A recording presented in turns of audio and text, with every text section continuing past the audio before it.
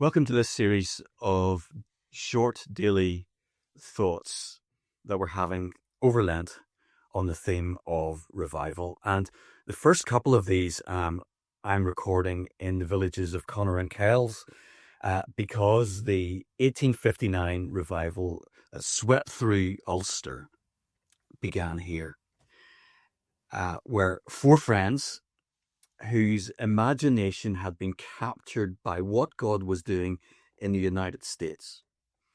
What God was breaking out in the United States in what became known as the First Great Awakening. And these four men, Robert Carlyle, Jeremiah McNeely, James McQuilkin, and John Wallace, their imaginations had been captured, and they were asking the question, Lord, why not here? Why not in Ulster? Would you do the same thing here?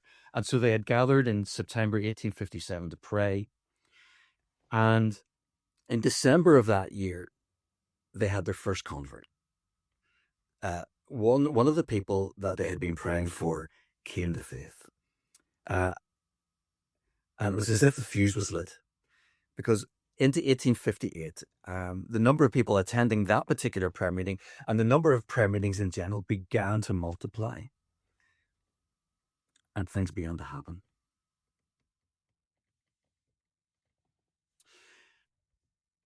We read yesterday the words of Psalm 80, and you could describe the words Psalm 80, 18 to 19, which were the verses that we particularly read. You could describe this as a contending prayer. John Tyson, the Australian pastor who works in Church in the City in New York, talks about contending prayer and how essential it is to revival. A contending prayer is where we cry out, call out to the Lord that he would release his power to transform a nation. That's contending prayer. And the words of Psalm 80, 18 to 19 is a form of contending prayer. Let me read it again for us today. This is Psalm 80, verses 18 to 19. Revive us so that we can call on your name once more. Turn us again to yourself, O Lord God of heaven armies. Make your face shine upon us. Only then will we be saved. And the psalmist is contending for three things. Revive us. Awaken us, Lord. Awaken us. Turn us again. Save us, Lord. Turn us back to yourself. And thirdly, make your face to shine upon us. Lord, may we know your favor.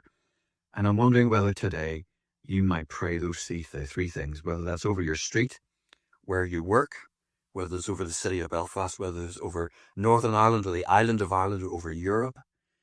Lord, would you revive us? Would you wake us up?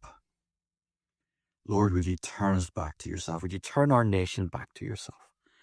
Lord, may our nation know your favor. Would you pray those three things today? Be blessed. See you tomorrow.